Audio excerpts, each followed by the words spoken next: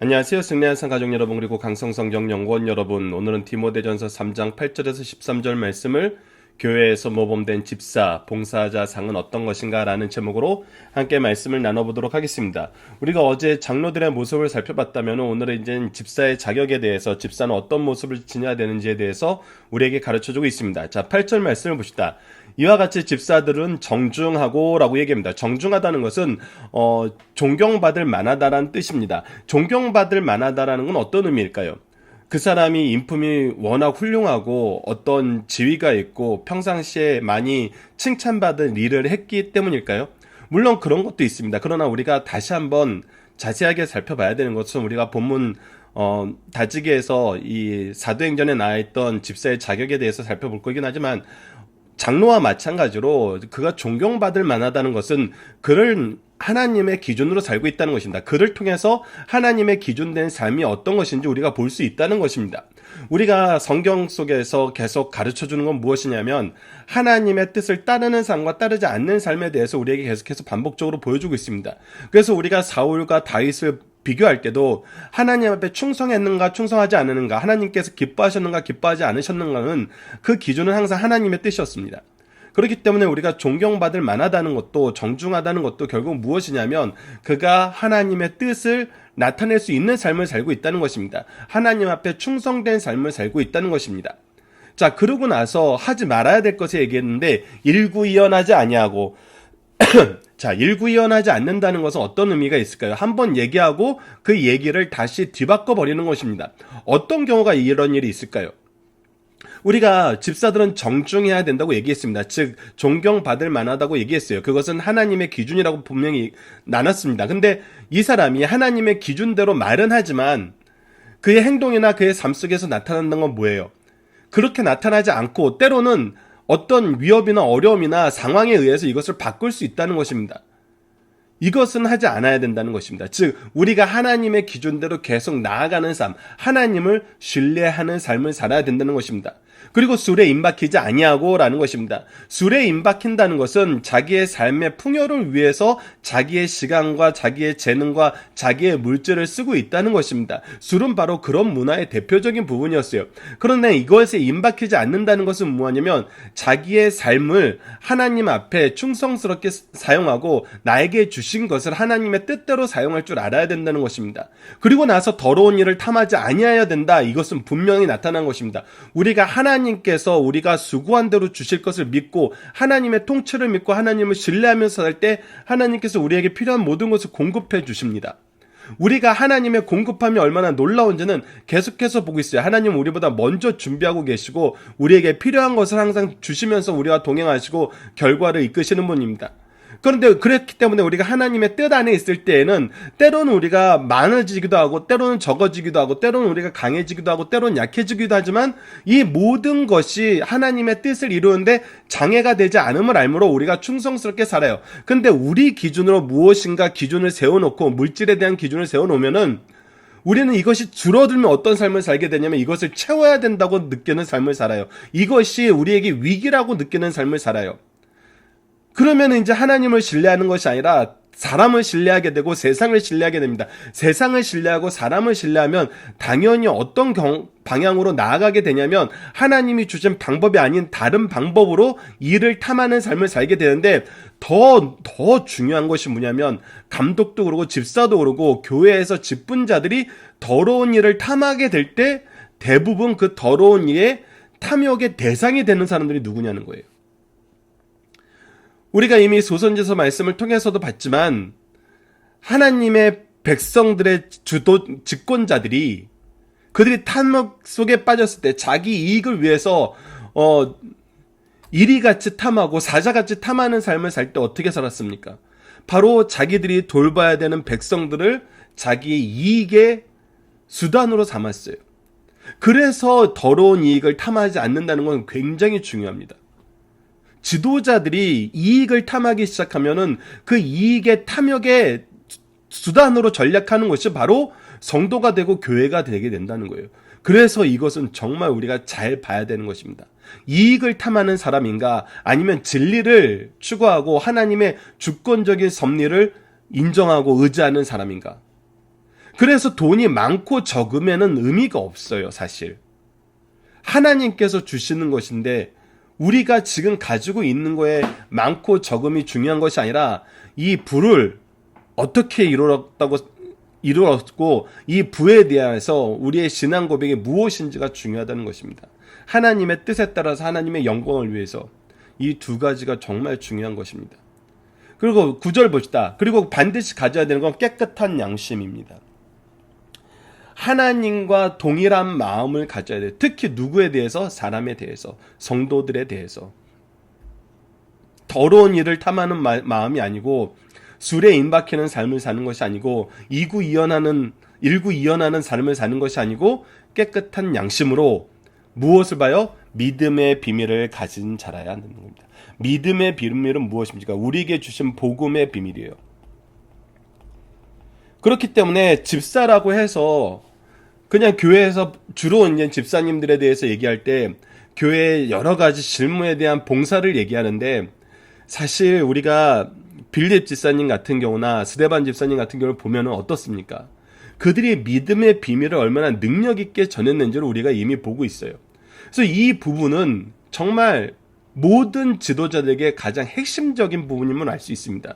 우리는 말씀 안에서 사는 거예요. 말씀으로 사는 거예요. 말씀을 전함으로 사는 거예요. 우리는 복음의 사역에서 각자의 맡은 직분이 다른 것이지 복음의 사역에서 제외된 것이 아니거든요.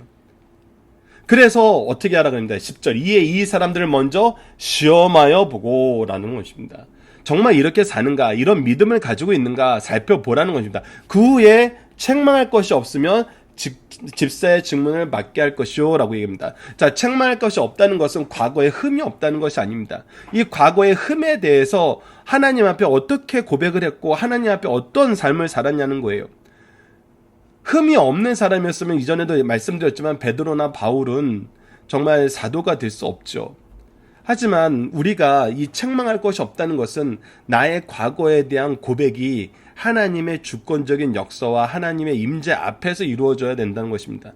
이 책망할 것이 없다는 것도 여러분들 우리가 주의해야 되는 것은 이것을 사람들 앞에서만 했던 것이면 위험합니다. 또 분명한 것은 이것이 하나님 앞에서 했다고 해서 이제 나는 죄 없어라고 하는 것도 잘못된 거예요.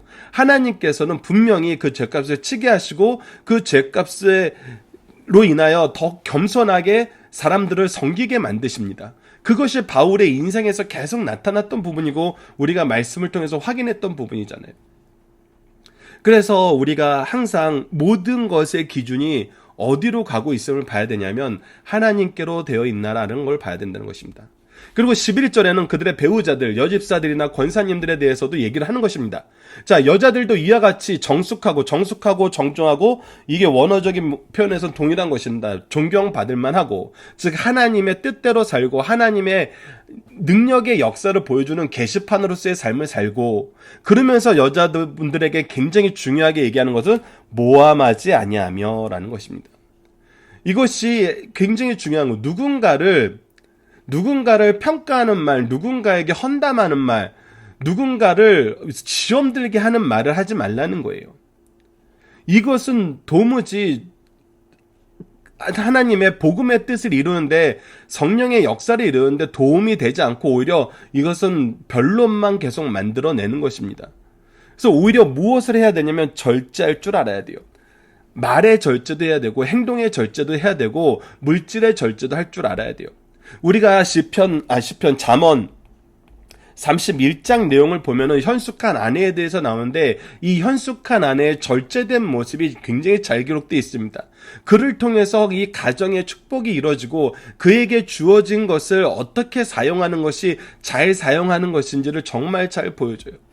그래서 살림을 어떻게 규모 있게 준비하고 미래를 어떻게 준비하는지 정말 현숙한 여인의 모습이 나타납니다. 바로 그러한 모습의 절제가 필요하다는 거예요. 그리고 모든 일에 충성된 자라는 것, 모든 일에 충성된 자라는 것은 내가 맡은 모든 일을 다 열심히 해야 된다는 이런 의미도 있지만, 다시 한번 강조하지만 이 충성의 대상자와 내용과 목적이 무엇이 되냐면 하나님의 뜻이 되어야 된답니다. 즉, 내 남편이 집사의 직분을 감당해. 그럼 나도 이 일에 같이 돕는 배필이 되는 것입니다. 내가 이 일에서 제외되는 것이 아니라 내 남편만 혼자 그렇게 하는 것이 아니라 나도 같이 이 일에 충성된 자가 되는 것입니다. 그래서 집안 전체의 내용으로 넘어가는 겁니다. 12절을 보면 집사들은 한 아내의 남편이며 자녀와 자기 집을 잘 다스리는 자니라. 우리가 잘 다스리는 것, 특히 자녀와 자기 집을 잘 다스려야 된다는 것은 어제 말씀을 통해서 봤습니다. 하나님이 나에게 맡긴 직분, 나에게 맡긴 나와 함께하게 한 배우자, 나에게 주신 이 영적 계승자로서의 자녀, 이것이 하나님의 은혜 안에서 먼저 준비되었고 하나님의 계획이 있다면은 이 관계가 하나님 안에서 얼마나 놀라운 관계로 성장하게 되는지를 보여줘요. 우리는 정말 놀라운 비밀의 역사를 가지고 이 가문이 성장하는 것을 보게 됩니다. 그렇기 때문에 정중한 사람, 정숙한 사람, 하나님 앞에 충성한 사람, 믿음의 비밀을 가진 사람들은 정말 이런 가정을 이루게 돼요. 왜? 이것이 하나님이 기뻐하신 뜻이고 하나님의 기뻐하신 뜻 안에는 우리를 향한 하나님의 능력과 사랑의 역사가 풍부하기 때문에 이것을 내가 경험하고 내가 믿고 내가 의지하고 이 부부가 함께 협력하고 자녀들이 어려서부터 이것을 보고 자란다면은 이것이야말로 정말 신앙의 명문가라 그러지 않았습니까? 우리가 꿈꾸는 신앙의 명문가는 바로 이런 모습이에요. 하나님의 뜻이 이 사람들을 통해서 우리가 확인이 돼요. 정말 하나님이 기뻐하시는 삶을 사는 사람의 가문이다라고 우리가 인정하게 되고 이런 사람들을 우리가 교회에서 발견하게 되고 이런 사람들을 본받기 위해서 정말 하나님의 은혜를 간구하고 하나님의 뜻을 따라서 사는 사람들이 많아지는 거거든요. 그래서 여러분 직분은 개인적인 것이 아니라 가정적인 것입니다. 가문적인 것이고 교회적인 것입니다. 그래서 이것은 어느 순간 갑자기 되는 것이 아니에요. 오랜 시간 이 삶이 축적되고 경험되고 계승되는 것입니다. 축적되고 경험되고 계승된다는 거 여러분들 분명히 기억하세요. 그리고 이런 가문이 되기를, 내가 이런 가정이 되기를, 내가 이런 부인이 되기를, 내가 이런 가문에서 태어나게 하심을 감사하는 자녀들이 되는 것이 정말 중요한 이 모습의 시작입니다. 자, 13절을 봅시다. 집사의 직분을 잘한 자들은 아름다운 지위와 그리스도 예수 안에 있는 믿음의 큰 담력을 얻느니라. 하나님께서 계속 우리를 기뻐 쓰신다는 거예요. 충성된 자라 칭해 준다는 거예요. 때로는 우리가 그래서 한국식으로 이렇게 집사의 직분을 받다가 장로의 직분으로 이렇게 더 큰 직분을 받게 되는 경우도 있죠. 때로는 집사의 직분을 받다가 정말 목회자의 길을 가게 되는 경우도 있어요. 이것은 아름다운 지위를 얻게 하시는 하나님의 계획이에요. 나를 통해서 더 많은 영혼들을, 더 많은 하나님의 뜻을 이루고 싶어 하시는 하나님의 계획이 우리에게 항상 전달된다는 거예요.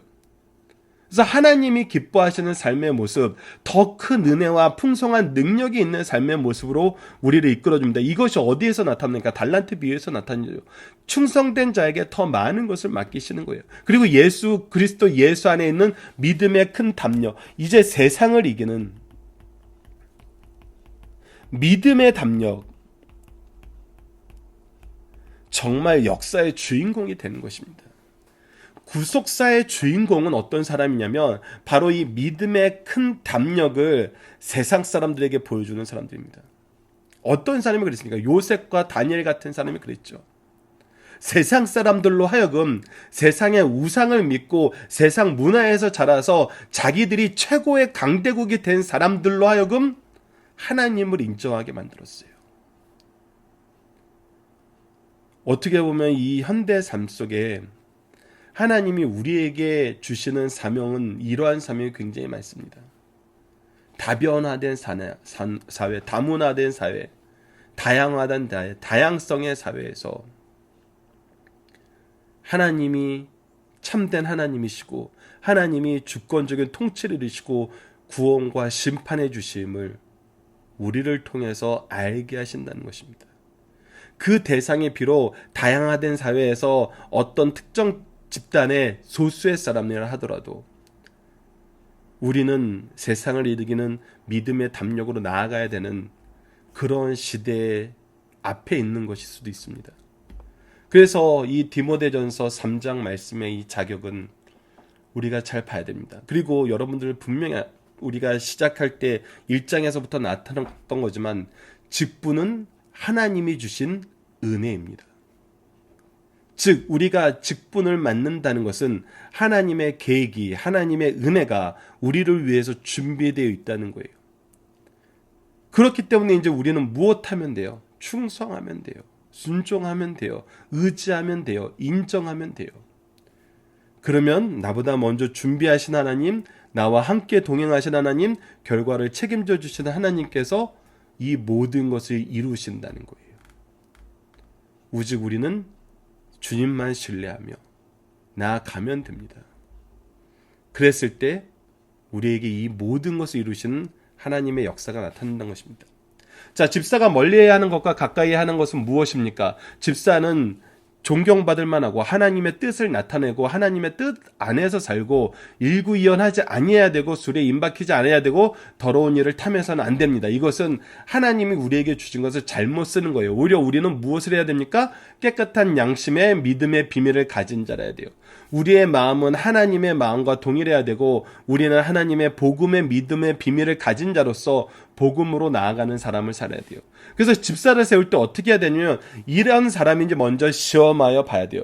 자, 먼저 시험하여 본다는 거에 대해서 우리는 굉장히 다양한 형식의 이 시험의 제도를 교회 안에서 가지고 있을 수 있습니다.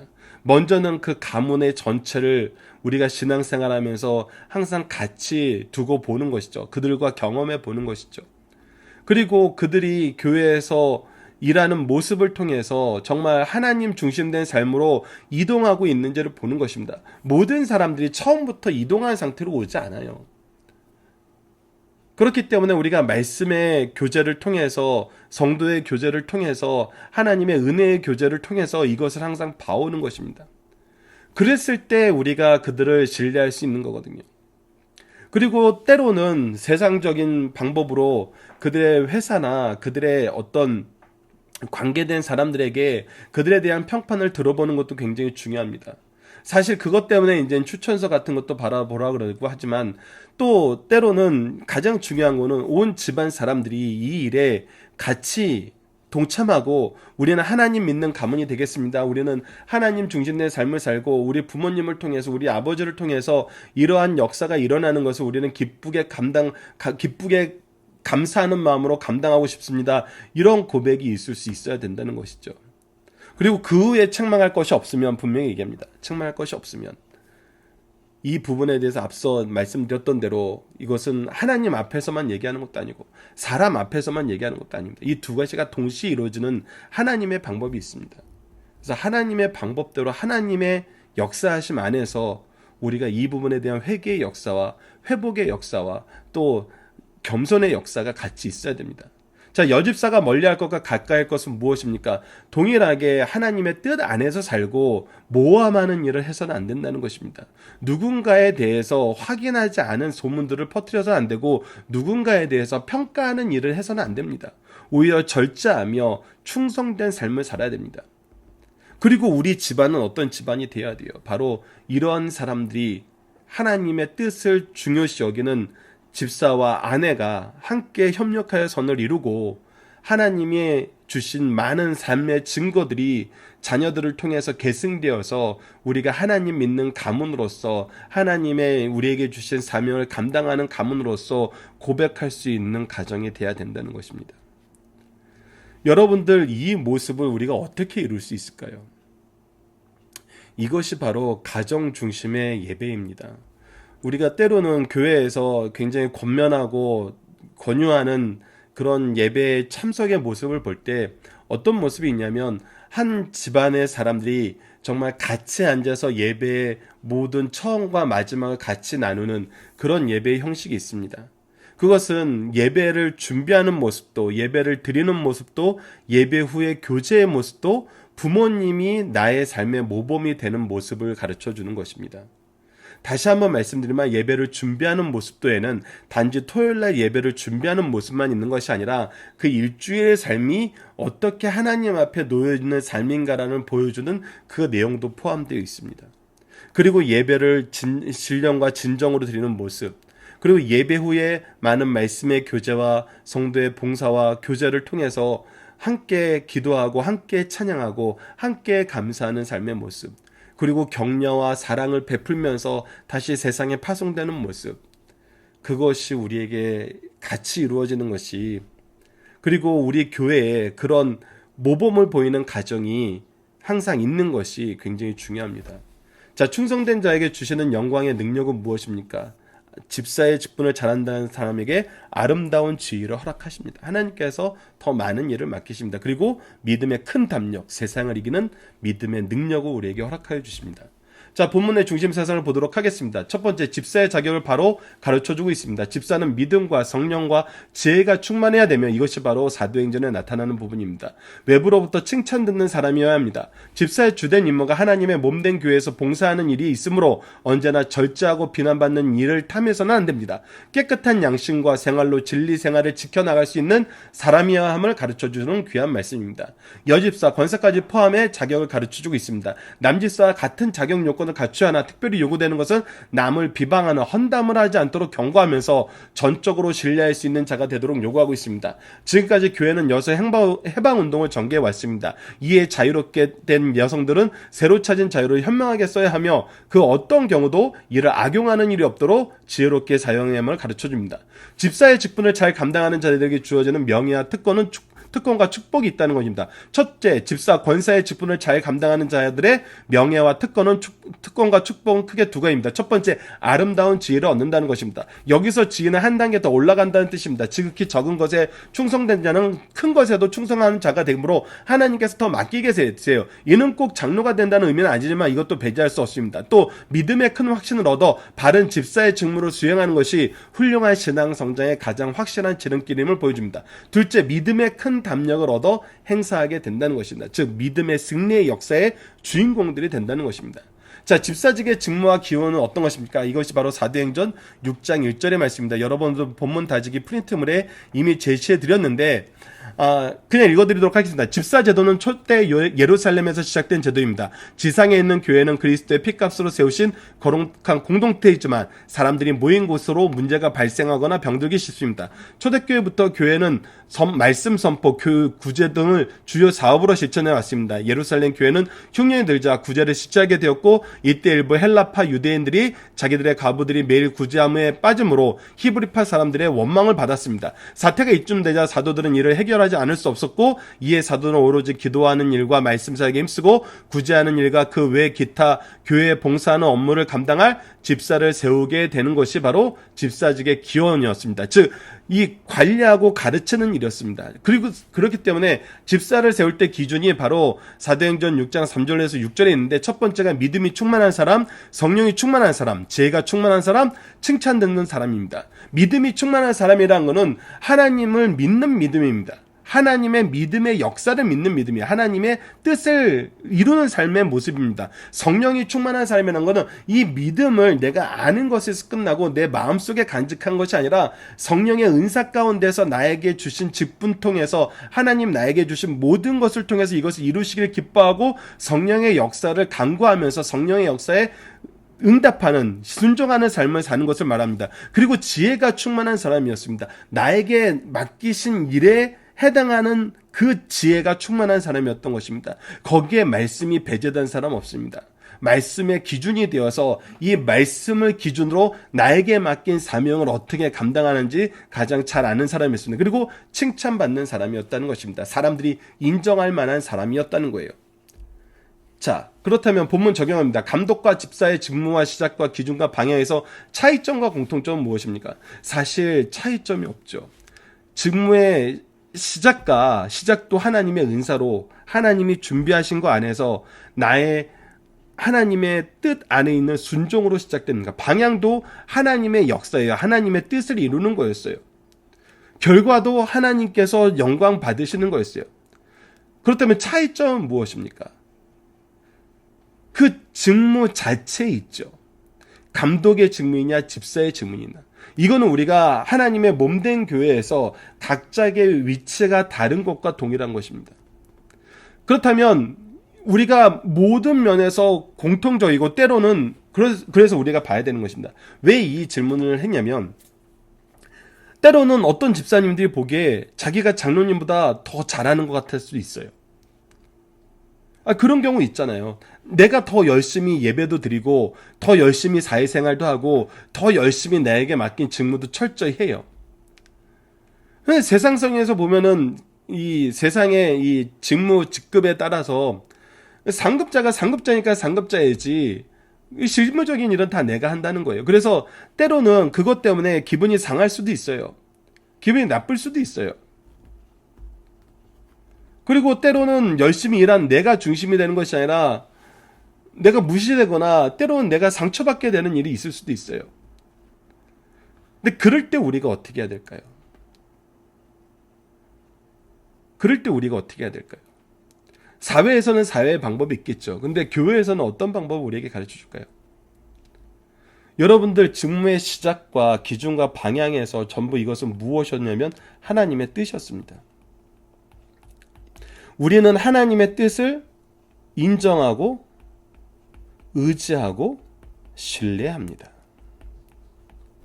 인정하고 의지해서 시작했는데 나중에는 신뢰하지 못하는 경우가 생겨요. 그래서 그 자리를 내가 그 자리에 안 간다 그러더라도 그 위에 잘못된 자리를 내가 좀 없애야 되겠다 아니면 바꿔야 되겠다는 생각을 하는 경우가 되게 많습니다. 근데 이 바꿔야 되겠다 없애야 되겠다는 생각 안에서 행동하는 것이 까딱 잘못하면 무엇이 되냐면 하나님이 세우신 질서를 무너뜨리거나 질서를 무시하는 경우가 생깁니다. 그래서 참 이것을 세상 사람들이 보면은 그래서 교회는 안 돼 이렇게 얘기할 수 있는 거지만 그래서 우리는 먼저 무엇을 하냐면 하나님에 대한 신뢰 안에서 기도하게 되고 더욱 충성하게 되는 것입니다. 더욱 충성한다는 것은 뭐에 충성하냐면 나의 사명에. 나의 사명이 이 위의 질서에 대한 어떤 개혁과 어떤 변화와 이 사람의 추방이 나의 사명은 아니잖아요. 하나님이 나에게 그 위의 감독의 직분을 안 맡기고 아래의 집사의 직분을 맡겼다는 것은 내가 이 자리에서 충성할 내용이 있는 거거든요. 그러면 내가 더욱 이 자리에 충성하면 돼요. 그러면 충성했을 때 어떤 일이 발생합니까? 성경에서 어떤 일이 발생된다고 기록되어 있어요. 하나님이 나를 어떻게 돼요? 나를 주인공으로 쓰십니다. 이게 하나님이 역사하는 거죠. 자, 이 예를 들어드릴게요. 자, 예전에도 자주 사도행전 말씀 나눌 때 제가 같이 공부했던 신대원에서 같이 공부했던 타대학 교수님과의 대화를 여러분들에게 몇 번 소개해드린 적이 있는데 한국교회 개혁에 대해서 얘기하면서 우리 교회에 있는 사람들이 신학생들이 교회에서 정말 성실하게 봉사하는 사람들이 이 부분에 대해서 개혁적인 정신을 가지고 문제를 제기해야 된다고 얘기했을 때 제가 사도행전에서 교회의 모습을 보면은 그 당시 유대의 지도자들은 성전에서 일하는 제사장들과 서기관들과 바리새인들, 장로들이었어요. 사내들인 공의였어요. 근데 그들이 타락해서 예수님을 죽이는 데까지 갔잖아요. 이거는 정말 현대 사회에 있었으면 받아들일 수 없는 일이죠. 근데 사도들이 그때 뭐 했냐는 겁니다. 사도들은 그때 자신들에게 주어진 일에 충성했어요. 복음 전하는 일에 충성했어요. 그들과 싸우는 일에 충성한 것이 아니라 나에게 주신 일에 충성했고 나에게 맡겨진 영혼에 충성했고 성령이 나에게 주신 임무에 충성했어요. 그랬더니 어떻게 됐어요? 오히려 예루살렘 교회가 역사의 주인공이 되었어요. 예루살렘 교회가 없어지고 나서도 안디옥 교회, 에베소 교회가 역사의 주인공이 됐어요. 하나님께서는 충성하는 사람들을 중심으로 하나님의 뜻을 이루세요. 그래서 이 부분이 세상과는 다른 점이라는 것입니다. 그래서 여러분들이 이 부분을 꼭 기억해 주셨으면 좋겠어요. 나에게 주신 일에 충성했을 때 하나님은 착하고 충성된 종이라 하는 것이지 나에게 주어진 일을 충성하는 걸 멀리하고 뭔가 개혁적인 일을 한다고 해서 이 개혁적인 논의를 한다 해서 또 개혁주의를 비난하는 것이 아니라 개혁주의는 다시 한번 얘기하지만 말씀으로 돌아가는 것이고 나에게 주신 직분에 충성하는 삶을 사는 거예요. 그랬을 때 하나님의 주권적인 역사가 이 모든 것을 이끄신다는 것입니다. 오늘 본문에 약속하셨던 대로 큰 믿음을 얻게 하시고 큰 능력 안에서 우리를 사용하신다는 것입니다. 이번 주 공동 기도 제목은 은혜 속에서 받은 직분을 바르게 감당하며 하나님의 나라의 확장에 쓰임받고 축복의 통로가 되는 성도가 되게 하여 주소서입니다. 오늘 본문 말씀을 통해서는 하나님의 질서 속에서 양육과 도움을 통해 하나 되게 하시고 복음을 위해 하나 되는 가정과 교회가 되게 하여 주소서라고 기도하는 우리 승리한 산 가족 여러분들, 강성성경연구원 여러분들 되었으면 합니다. 감사합니다.